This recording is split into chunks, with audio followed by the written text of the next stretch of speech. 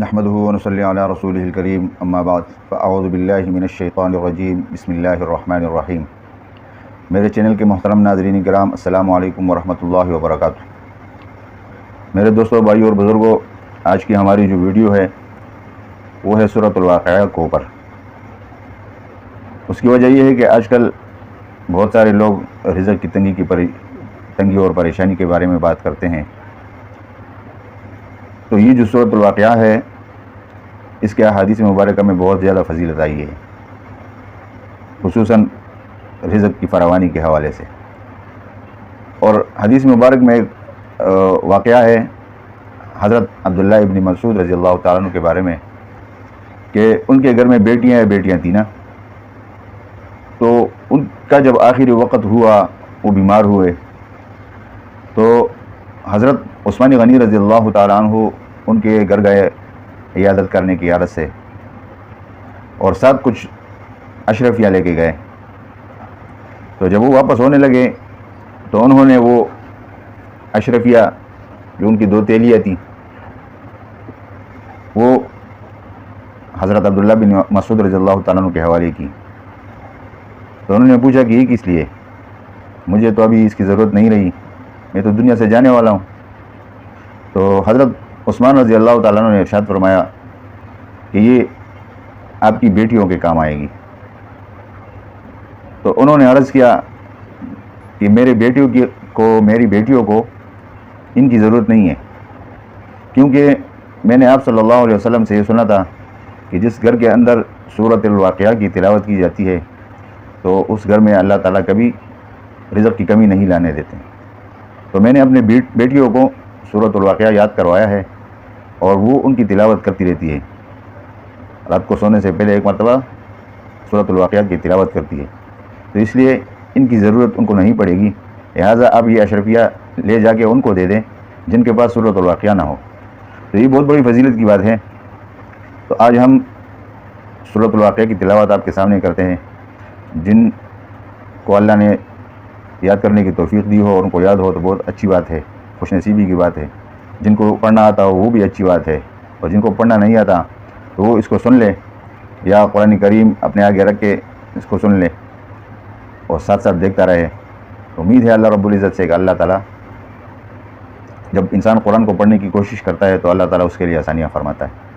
تو آئیے اس کو ذرا ایک مرتبہ تلاوت کرتے ہیں۔ أعوذ بالله من الشيطان الرجيم بسم الله الرحمن الرحيم إذا وقعت الواقعة ليس لوقعتها كاذبة خافضة رافعة إذا رجت الأرض رجا وبست الجبال بسا فكانت هباء منبثا وكنتم أزواجا ثلاثة فأصحاب الميمنة ما أصحاب الميمنة وأصحاب المشأمة ما أصحاب المشأمة والسابقون السابقون أولئك المقربون في جنات النعيم ثلة من الأولين وقليل من الآخرين على سرر موضونة متكئين عليها متقابلين يطوف عليهم ولدان مخلدون بأكواب وأباريق وكأس من معين لا يصدعون عنها ولا ينزفون وفاكهة مما يتخيرون ولحم طير مما يشتهون وحور عين كأمثال اللؤلؤ المكنون جزاء بما كانوا يعملون لا يسمعون فيها لغوا ولا تأثيما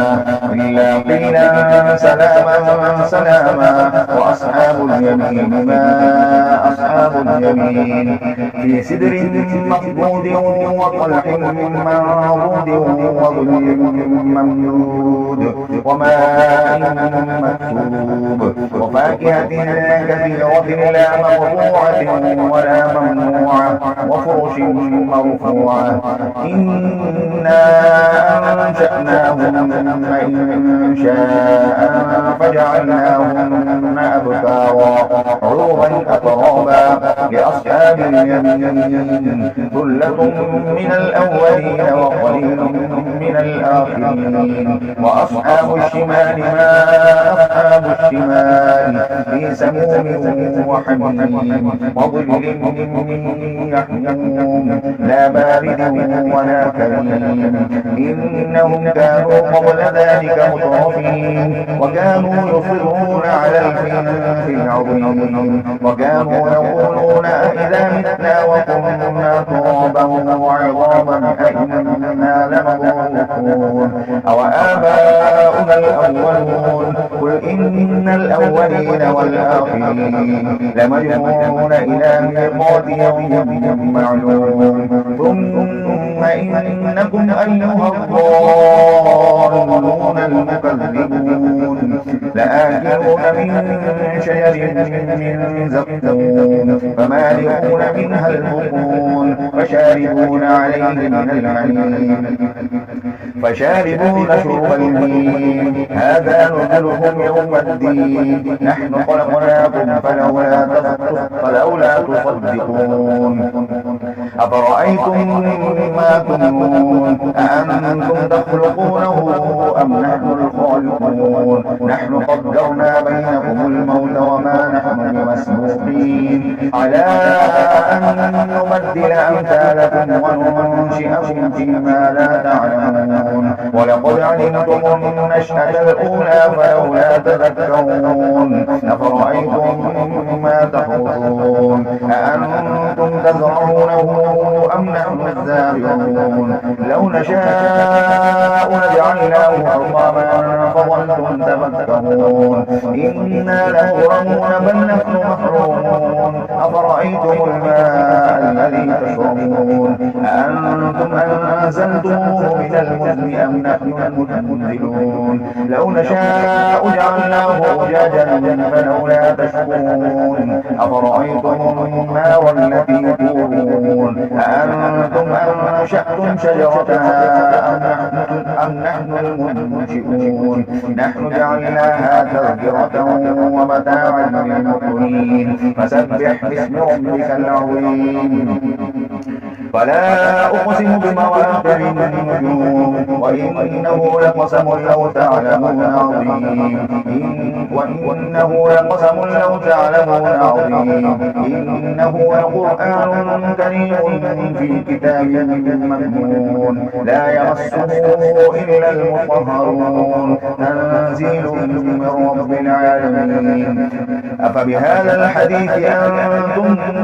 مدهنون وتجعلون رزقكم أنكم تكذبون فلولا إذا بلغت الحلقوم وأنتم حينئذ تنظرون ونحن أقرب إليه منكم ولكن لا تبصرون فلولا إن كنتم غير مدينين ترجعونها إن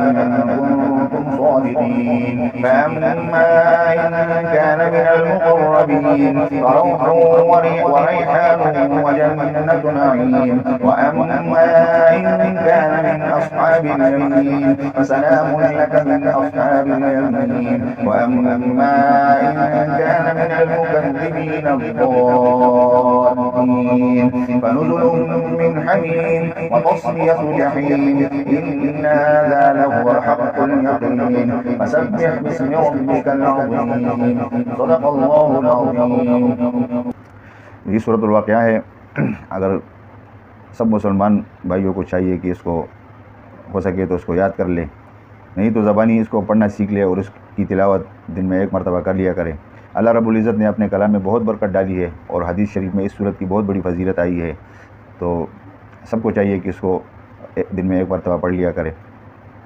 इस दुआ के साथ हम आज की वीडियो का इख्तिताम करेंगे कि अल्लाह रब्बुल इज़्ज़त हमें दीन को समझने और उस पर सही तरीके से अमल करने की तौफ़ीक़ अता फ़रमाए। व आखिरु दावाना अनिल हम्दुलिल्लाहि रब्बिल आलमीन। वस्सलामु अलैकुम व रहमतुल्लाहि व बरकातुहू।